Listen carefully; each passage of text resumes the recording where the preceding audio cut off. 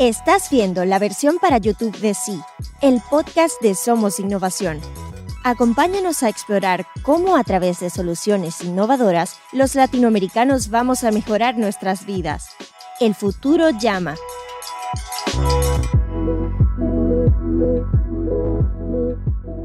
Hola, soy Federico Fernández, bienvenidos a Sí, el podcast de Somos Innovación. En el episodio de hoy vamos a conversar acerca de la relación entre innovación y pequeñas y medianas empresas. También un poco sobre sharing economy y, si nos da el tiempo, sobre qué podemos aprender los latinoamericanos de Suiza.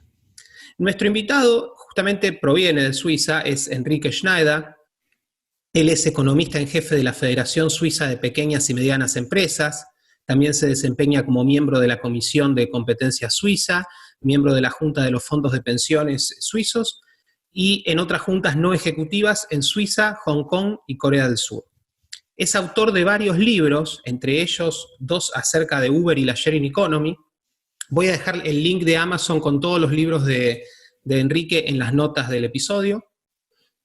En redes lo pueden encontrar en la web del GIS, el excelente portal de análisis y opinión fundado por el príncipe Michael de Liechtenstein. De hecho, gracias a la generosidad del GIS, tuvimos la posibilidad de traducir el último artículo de Enrique al castellano y está en nuestra web para que lo puedan leer. Es muy interesante, trata sobre la visión un tanto escéptica de Enrique sobre el auge de los negocios sustentables, por llamarlo de alguna manera. Enrique, bienvenido a Sí. Gracias. Muchas gracias por estar con nosotros. Y bueno, dada tu expertise, me encantaría que empecemos a charlar un poco respecto de pequeñas y medianas empresas, pymes, como les decimos en Argentina. Y quería traer a tu atención un informe de la OECD, de la OCDE, de 2018, que indica una de las conclusiones es la siguiente: que las pymes, de acuerdo a la OECD, son en promedio menos innovadoras que las empresas grandes. Sin embargo, algunas pequeñas empresas son muy innovadoras y pueden alcanzar niveles de productividad superiores a los de las empresas grandes. Yo no considero que a la OECD, digamos, una herramienta de mucha autoridad en conocimiento, pero en cualquier caso me pareció interesante que según ellos en promedio son menos innovadoras. ¿Cuál es tu visión al respecto? ¿Cómo se relacionan las pymes con la innovación? Bueno, en efecto hay 2 cuestiones.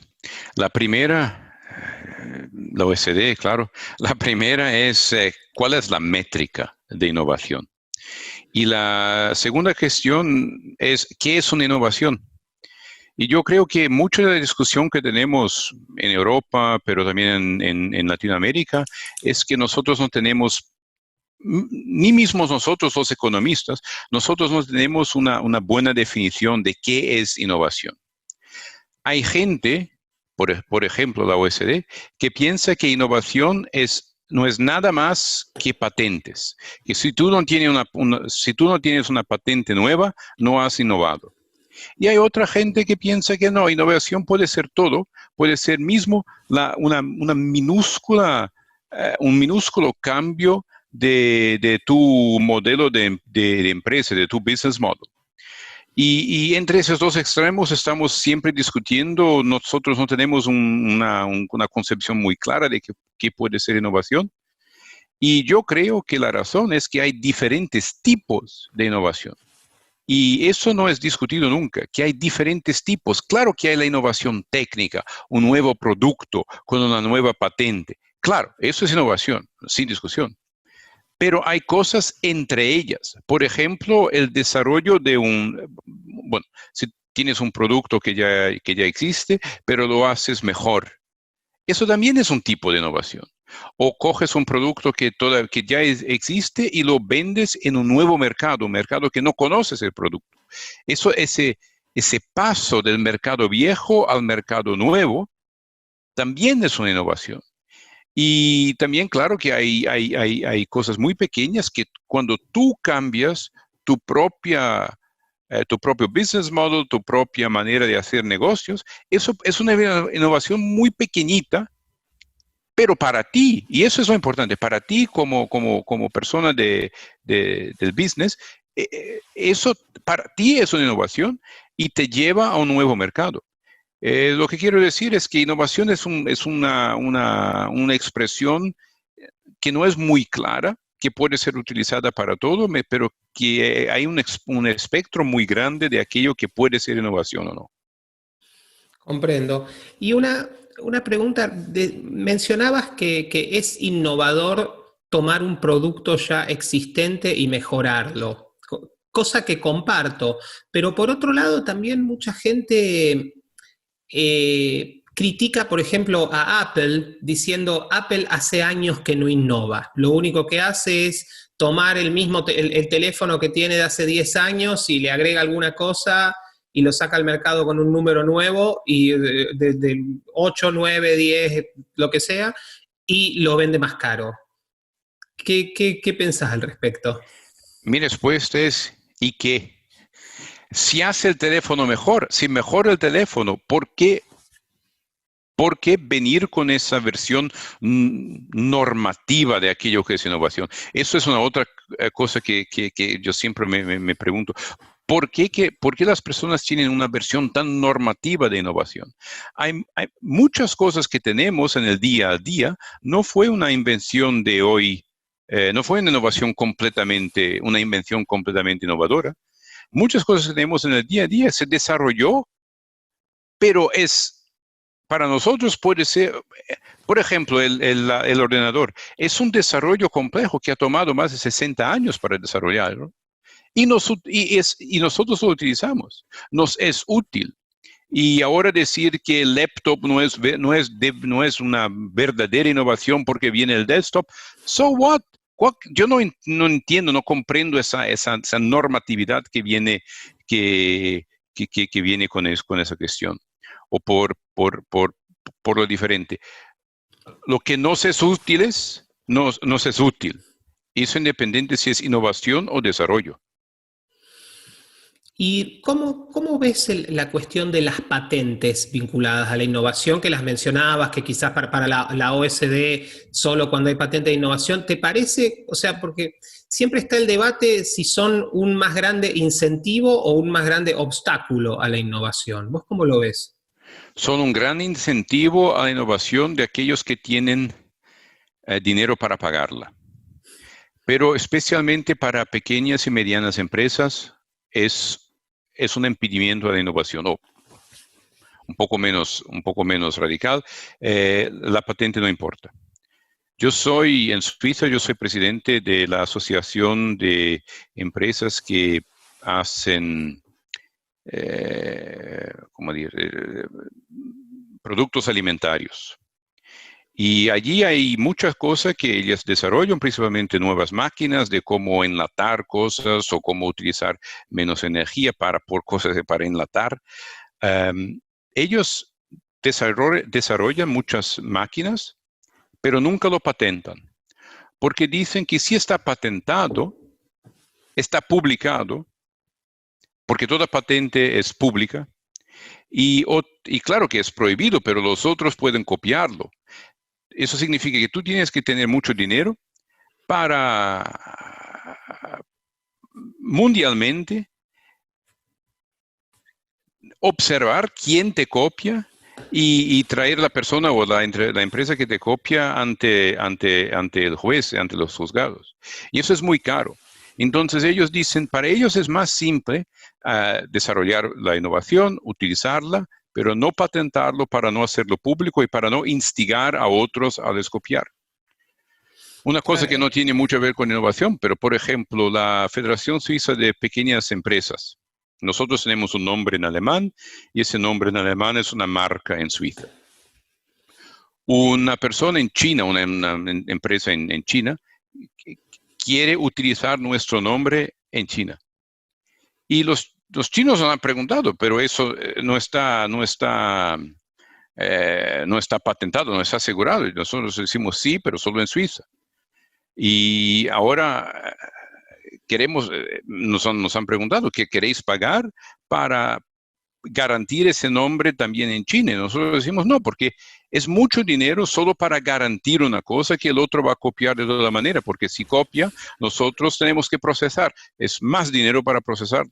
Y en esos pequeños ejemplos se ve que la métrica patentes para innovación solo es válida en pequeñas reseñas industriales, por ejemplo, en la industria farmacéutica, en la industria química, pero no puede ser la métrica para toda la economía. Respecto de Suiza en particular, ¿te parece que en el país hay una escena, digamos, dinámica de startups, de compañías así vinculadas a bien lo tecnológico de punta, o cómo ves el mercado? En Suiza sabemos que 1/3 a la mitad de las innovaciones vienen de las personas que trabajan, no de los empresarios, pero de esas personas que son subordinados, de los empleados. Eso es importante. Yo sé que no es la respuesta a la cuestión que has preguntado, pero yo revolveré después. Porque eso es importante. En Suiza sabemos que 1/3 a la mitad de todas las innovaciones vienen de los empleados directamente, no de empleados en laboratorios o en research and development secciones, pero aquellos que realmente trabajan con el producto. Y ahora, ¿por qué ellos? Porque normalmente ellos vienen de toda esta educación profesional que tenemos. En Suiza, 80% de la población no estudia en la universidad, pero hace la formación profesional. Significa que ellos con 16 años van a trabajar y trabajan toda la vida en cosas prácticas. Pero también van a la escuela. Y esa dualidad de trabajo y escuela significa que siempre que están trabajando se están también preguntando de una manera metódica, ¿es que lo estamos haciendo bien? Y con eso ellos aprenden a cuestionar las decisiones de las jefas y de los jefes, y también aprenden a desarrollar nuevos productos, de desarrollar ideas propias, de desarrollar nuevas cosas. Eso es importante saber, que la innovación suiza, las cosas realmente importantes que Suiza ha desarrollado, del estereotípico reloj al biotech, todo eso viene, una gran porción de eso viene de gente que ha aprendido a reflexionar el trabajo prácticamente. Esa gente, principalmente esa gente, se va a formar nuevas empresas, perdón. Sí, hay gente que lo dice startup, ¿ves? Pero esa palabra no me gusta mucho. Para mí son pequeñas empresas como cualquier otra pequeña empresa que tiene la misma dificultad y la misma perspectiva que las pequeñas empresas, pero hay mucho de eso en Suiza, que gente que ha trabajado durante un cierto tiempo en un sector sale adelante para formar su propia empresa. ¿Podrías contarme un poquito más de qué se trata exactamente la formación profesional y por qué crees que es tan exitosa? La formación profesional es yo diría, la principal vía de desarrollo y también de la base de la riqueza suiza. En Suiza normalmente tú vas a la escuela con 6 o 7 años y cuando tienes 15 más o menos se te preguntan a tus padres qué quieres hacer. ¿Quieres estudiar en una universidad o quieres trabajar más prácticamente? Y normalmente el sistema es como eso, es más o menos así, que 80% de los estudiantes de la escuela se van a la formación profesional, que es una cosa más práctica. ¿Qué significa? Es más o menos así que tú tienes que, tú como persona, como adolescente de 16 años, tienes tu primer empleo en una empresa privada. Y ese primer empleo puede ser todo, puede ser, por ejemplo, puedes hacer mecánico, mismo profesor de escuela, también es un empleo que nosotros consideramos práctico. Puedes ir a un banco y trabajar en un banco, puedes ir a cualquier otra administración. Eso significa que con 16 comienzas a trabajar en la práctica de la empresa. Tienes allí, ya estás empleado. 3 días trabajas allí y 2 días vas a la escuela. Y esa escuela es lo que llamamos escuela de formación profesional. Hace 2 cosas. La primera es, claro, te da un poco de teoría de cómo tu sector, el sector que tú has escogido, funciona. Y la otra te da un poco de conocimientos generales. Pero, por ejemplo, si tú con 16 años vas a trabajar en un banco, 3 días a la semana estás en el banco, tratas a los clientes, haces lo que toda esa gente del banco hace, y en la escuela te enseñan cómo la parte más teórica, cómo funciona el banco. Eso dura unos 3 años. Hay 3 o 4 años, los más técnicos, mecánicos, esos son 4 años porque ellos tienen que aprender un poco de física y todo eso. Y los de servicios son 3 años. Cuando tienes 19, has finalizado eso y tienes el diploma profesional. Y con eso puedes trabajar como quieres. Pero lo que también puedes hacer es continuar la formación. La formación continua en Suiza también es importante. Significa que después de hacer esos 3 años de bases, puedes continuar y hacer más diplomas más generales. Por ejemplo, en la gerencia de negocios, pero también cosas muy específicas como revisor, si hablamos de los servicios financieros. Lo importante es eso, todas esas formaciones continuas siguen el mismo modelo. Tú continúas a trabajar, tú jamás llegas a trabajar. Trabajar siempre es una parte de ello y todo lo que haces en la escuela viene en paralelo al trabajo. Y ese es un sistema que funciona muy bien en Suiza y, como lo decía, nosotros creemos que no solo toda la innovación, o casi toda la innovación, viene de ese sistema, pero principalmente la riqueza general de la nación viene de ese sistema. Porque todo el mundo trabaja práctico, pero tiene también toda esa historia de reflexión porque también van a la escuela. Aprovecho para preguntarte por un mito respecto de Suiza. Vos mencionabas que la riqueza proviene para vos sobre todo de este tipo de enseñanza, pero bueno, mucha gente, sobre todo del extranjero, ve a Suiza y piensa, es los bancos y es porque Suiza es, entre comillas, un paraíso fiscal. Infelizmente, la Suiza no es un paraíso fiscal. E infelizmente, el sector financiero en total no hace más que 8% del Producto Interior Bruto del PIB.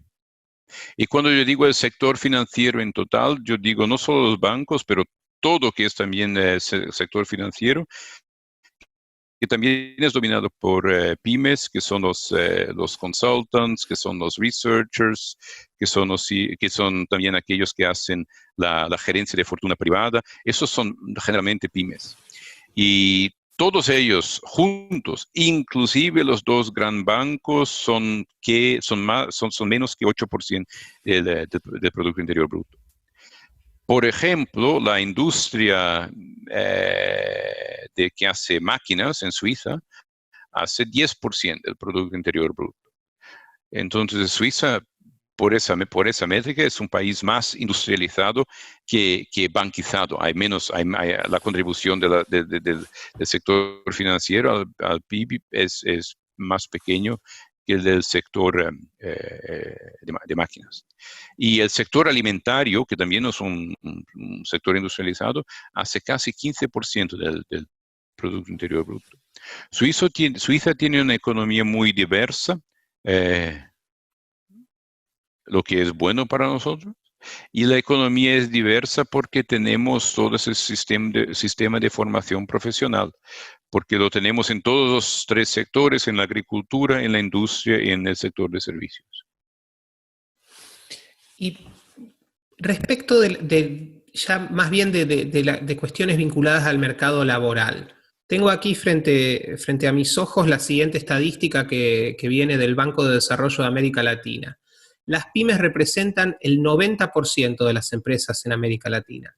Generan más de la mitad de los empleos y un cuarto del Producto Bruto Interno. Pero sobre todo me quería quedar con esa parte de generan 25% de los empleos en la región. Supongo, o sea, por lo que pude ver, no vi cuál es el porcentaje respecto de la población, pero las pequeñas y medianas empresas en la Unión Europea emplean a casi 100 millones de personas, o sea que también evidentemente es un número muy sustancial.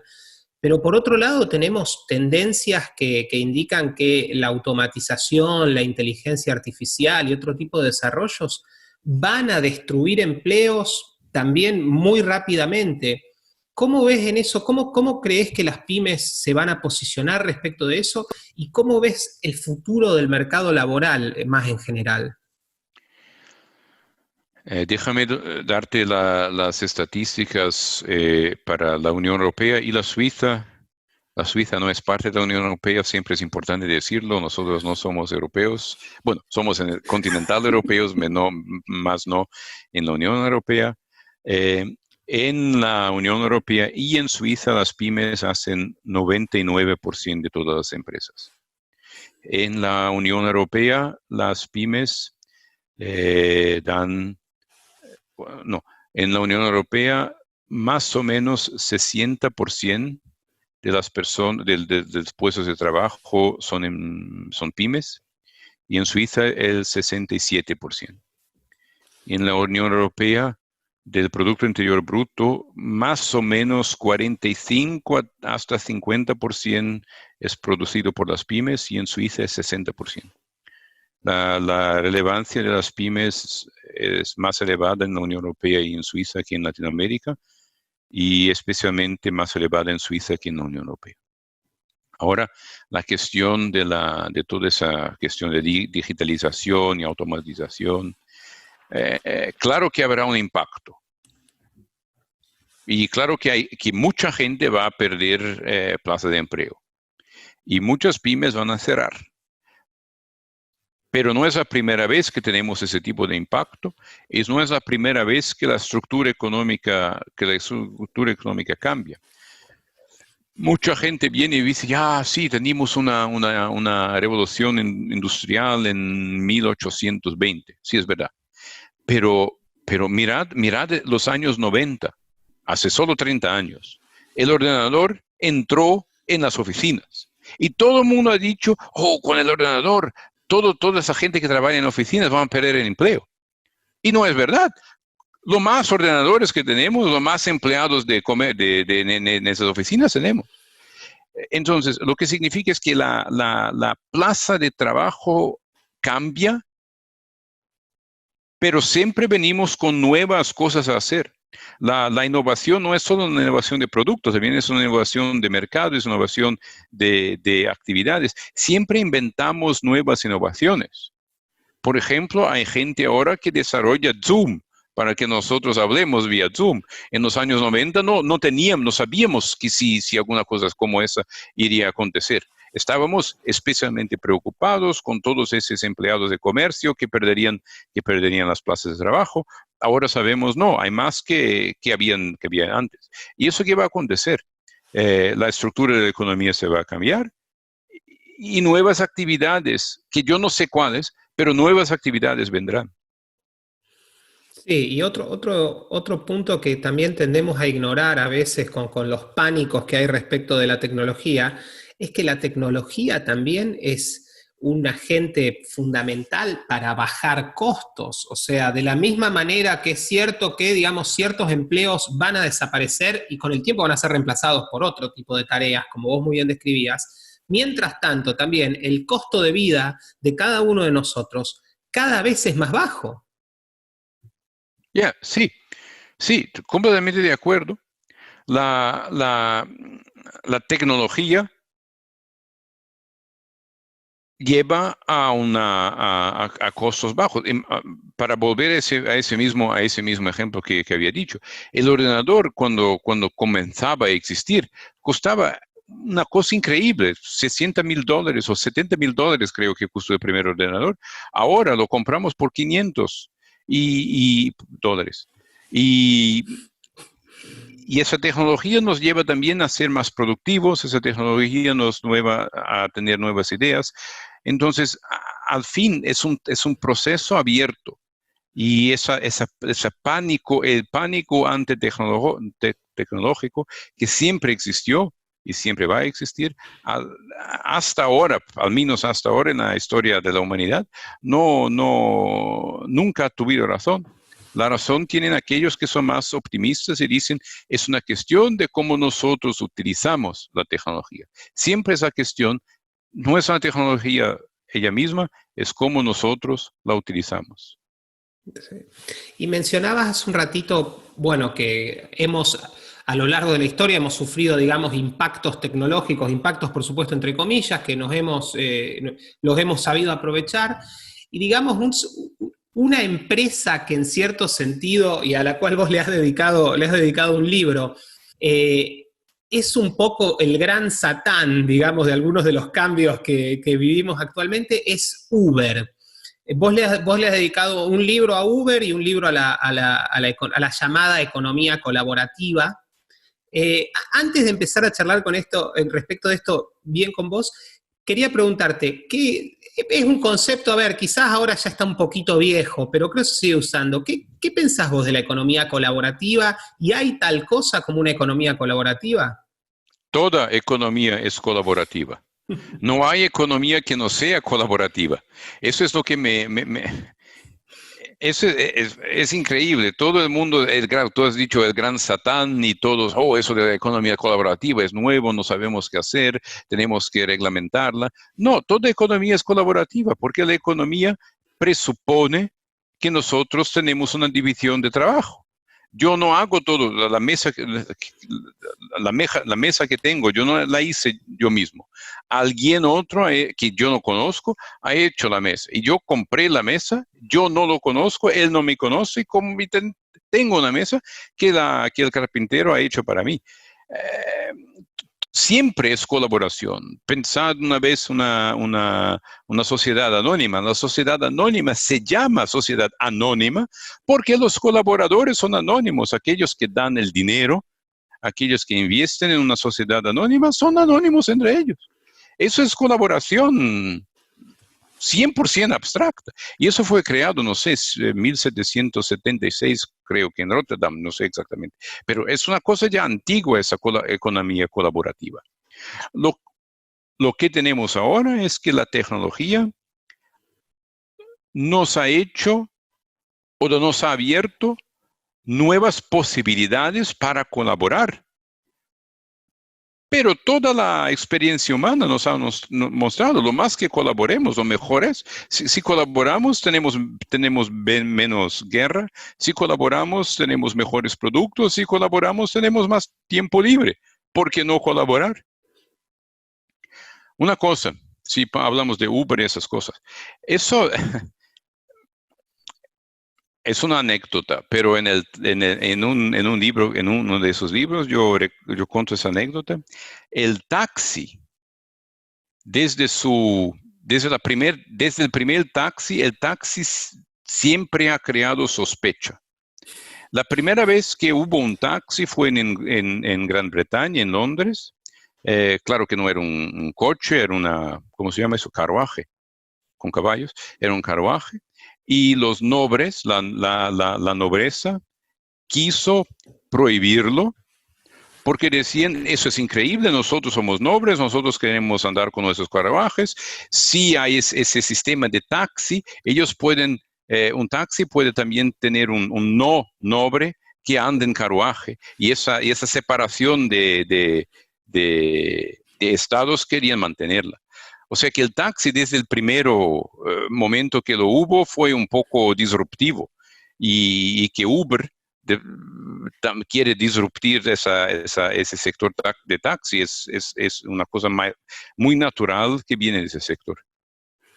Sí, y justamente vinculado a este ejemplo tan simpático que mencionabas, en cierto sentido, digamos, el taxi antiguo, el del carruaje, quiso ser detenido, esa innovación quiso ser detenida a través de una regulación o de regulaciones. Y Uber y otro tipo de compañías también han sufrido y sufren ese problema. Vos en uno de tus libros decís claramente que el rol de la regulación nunca debería ser la de detener la innovación.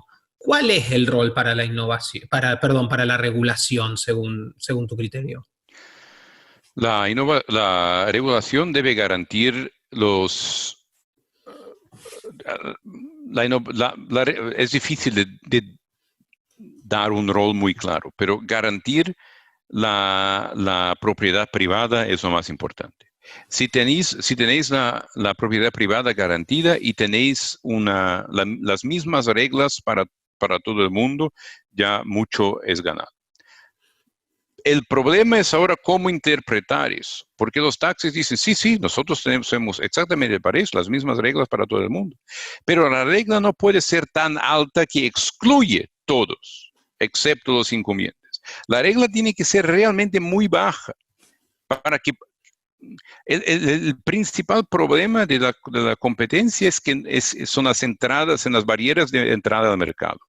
Y la regulación crea de nuevas barreras. Y yo creo que toda la regulación que crea nuevas barreras, al fin, es anticompetitiva y es anti-innovación. Te quiero leer un pasaje de tu libro Uber Innovation in Society. Lo voy a leer, no me di cuenta de traducirlo al español antes de leértelo, pero bueno, voy a tratar de hacer mi mejor esfuerzo. Vos en Uber Innovation in Society escribís lo siguiente: pero las correcciones siempre están viniendo, siempre están llegando. Y si no son correcciones, son destrucciones. En un mercado libre, estos procesos de corrección son libres de ocurrir.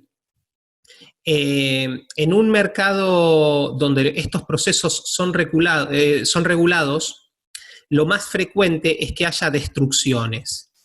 ¿Cuál es la relación entre regulación, competencia, destrucción creativa? ¿Qué es lo que vos estás diciéndonos en este pasaje exactamente?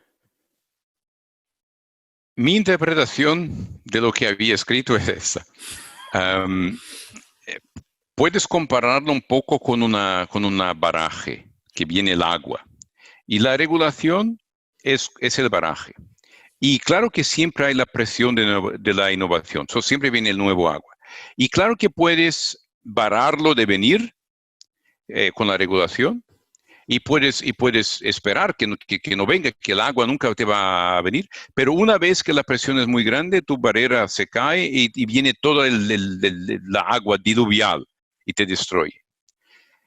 Si no haces la barrera, si lo haces que el agua viene un riachuelo, con eso el proceso es más estable. Significa que tú tienes siempre la nueva información del mercado, qué son las nuevas ideas, cómo los clientes se adaptan a las nuevas ideas. Entonces tú como incumbente puedes también cambiar algunas cosas y adaptarlas.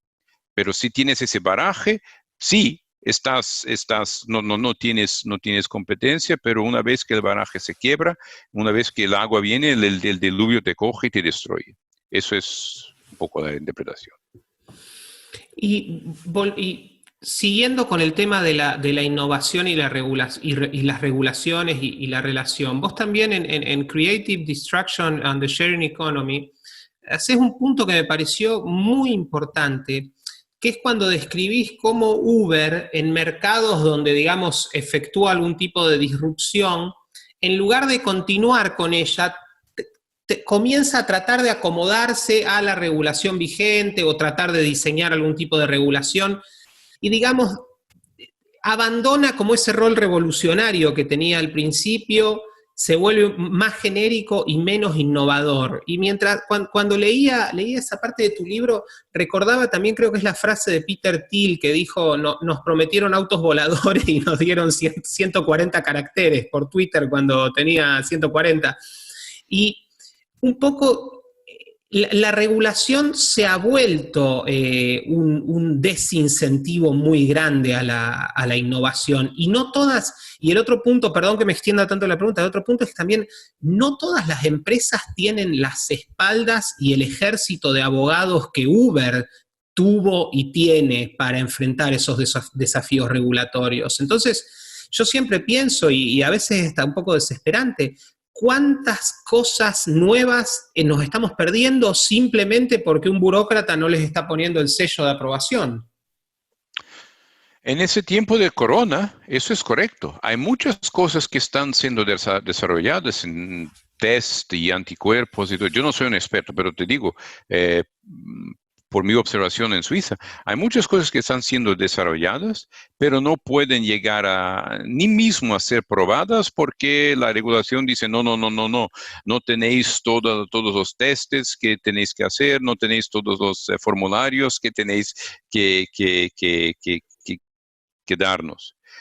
Entonces, la innovación, la reglamentación es siempre un impedimento de la innovación. El primer caso que habías hablado de Uber, eso es una cosa, y volvemos en efecto al comienzo de esa discusión. Empresas grandes que tienen dinero y un ejército de abogados y public relations, gente, una vez que son suficientemente establecidas, una vez que son suficientemente grandes, pueden utilizar sus medios para influenciar la regulación.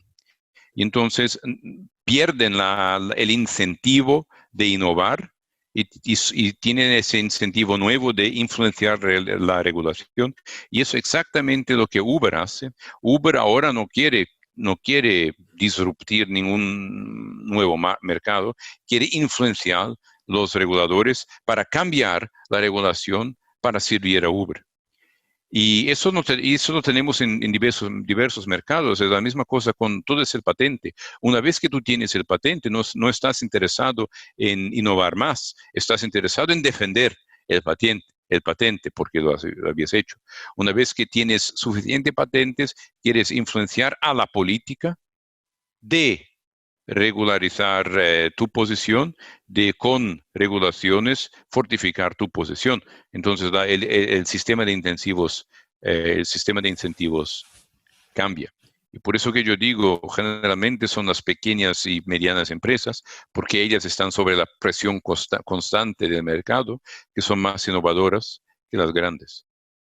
¿Ves que en el futuro pueda existir la posibilidad que la regulación macro, por llamarla de alguna manera, que viene del Estado, que viene de los organismos de regulación, se pueda ir retirando y sea reemplazada por más regulaciones micro que se dan en las plataformas mismas? Uber, por volver al ejemplo que tanto mencionamos, Airbnb y muchas otras más. No es que están completamente autorreguladas, no es que no están reguladas, se autorregulan, tienen un montón de reglas, y eso permite en general que sus clientes queden completamente satisfechos con sus servicios. ¿Crees que ese puede ser un camino a futuro para cambiar la regulación impuesta de arriba hacia abajo? Sí y no. Sí, yo creo que puede ser. De la lógica económica puede ser. Hay muchos economistas están analizando exactamente eso, cómo la plataforma o mismo un sector se puede autorregular. Y eso de la autorregulación es una cosa que tenemos en diversos sectores. Por ejemplo, en Suiza lo tenemos, pero también en Hong Kong, que los sectores se regulan ellos mismos sin necesidad de regulación macro, como has dicho tú. El problema que yo veo es un otro. El problema que yo veo es que los reguladores macro no quieren dar ese poder, al fin es menos poder para ellos.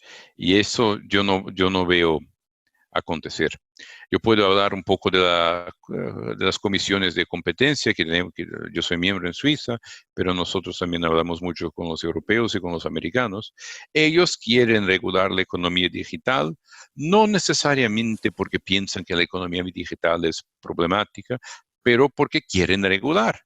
Lo que quieren es regular, es la posición es el poder que tienen y quieren engrandirlo. Eso es una cosa normal, es la sociología de cada agencia reguladora. Sí, sí, ese es un punto muy, muy interesante. Para ir cerrando, te quiero hacer un par de preguntas finales y, por supuesto, agradecerte tu tiempo con nosotros. Sé que es una pregunta general, quizás demasiado general, pero ¿cuál, ¿cuáles crees que son las lecciones o las enseñanzas que Latinoamérica podría tomar respecto de Suiza, del modelo suizo, de cómo Suiza hace las cosas? Con todo el respeto, pero menos académicos y más gente que trabaja en la praxis. Sí, no, creo que es muy respetuosa esa respuesta. Sí, sí, sí, es muy importante lo que... Bueno, Argentina, mi país, es un país de abogados y psicólogos freudianos, o sea, eso habla mucho de la productividad. Y algo que Europa o la Unión Europea puedan tomar de Latinoamérica, algo que te parece, que vos conocés la región, hablas el idioma, por supuesto, ¿te parece que hay países como Perú, Brasil, que da la sensación que están haciendo mejor las cosas? ¿Ves síntomas positivos? Yo sé que en Latinoamérica mucha gente no les gusta el Mercosur, pero yo creo que el Mercosur del design institucional es mejor que la Unión Europea. Sí, yo sé, eso es contencioso, mucha gente va a decir, pero ese Mercosur no funciona muy bien. Puede ser. Yo hablo del design institucional. La Unión Europea es un design institucional híbrido. Quiere hacer más, quiere más mercado común, pero también quiere más regulación común. Y el Mercosur no lo quiere. El Mercosur quiere un mercado común y casi se abstiene de hacer cualquier comentario en la regulación. Y yo creo que esa es la llave para mercados comunes, de abrir las fronteras, pero abrir las fronteras para comercio, para investigación y para tal vez gente, pero no a reguladores. Yo creo que esa institución del Mercosur está bien. Chile, Perú y yo creo que Colombia, esos tres países han desarrollado, todavía no está implementado, pero han desarrollado un sistema un poco más liberal de regular un poco esa cuestión del cambio climático. Yo no digo que tiene que ser regulada, pero sí quieren regularlo. Y casi todos los países del mundo lo quieren hacer porque han aceptado el Acuerdo de París. El sistema más liberal que he visto hasta ahora, por lo menos como proyecto, es ese framework que Chile ha desarrollado junto con Perú y la Colombia. Y yo creo que eso es algo que también uno debería mirarlo. Sí quiere hacerlo de manera un poco más homeopática, que es esa manera un poco más andina. Sí, interesante observación. A mí, yo siempre destaco sobre todo, bueno, Chile ha sido la gran estrella de la región, ahora lamentablemente con el signo de interrogación que viene desde la política, no desde la economía. O sea, bueno, y lamentablemente ya la política está afectando a la economía. Pero para mí el héroe silencioso de los últimos 10 años es Perú, que es un país que viene creciendo muy fuerte, mejorando en todos los estándares, que es un país además donde ha habido gobiernos de distintos signos y todo sigue igual, lo que da una estabilidad muy grande al sistema y es un país que yo miro con mucho interés a ver qué va a depararnos en el futuro, porque parece que está sentando las bases para verdaderamente emprender el camino al desarrollo. En los últimos 5 años estuve 2 veces en Perú. Siempre en funciones semioficiales, pero también como presidente de la industria alimentaria suiza. Y es realmente interesante lo que están haciendo allí. Y hay un indicador pequeño, pero un indicador que me parece muy bien. El indicador es una vez que la población, el indicador si la población se enriquece totalmente. Yo no digo que todo el mundo en Perú es rico, claro que no, pero para observar el nivel de vida de la población se puede observar qué comen. Y es un facto interesante que soporta el argumento que has hecho ahora, que la calidad alimentaria en Perú está subiendo. Y eso me parece también muy interesante. Sí. Bueno, Enrique, te prometí que esta entrevista iba a durar 45 minutos y vos sos suizo, así que, y veo ya en mi cronómetro que vamos 46, así que, digamos, sugeriría que pongamos una suerte de señalador virtual y ojalá podamos continuar charlando de estos temas en alguna otra oportunidad. Sí, muchas gracias. No, muchísimas gracias a vos por tu presencia y bueno, a todos los que nos están escuchando a través del podcast o viéndonos en YouTube. Nos vemos en el próximo episodio. Muchas gracias. Adiós. Sí, es el podcast de Somos Innovación.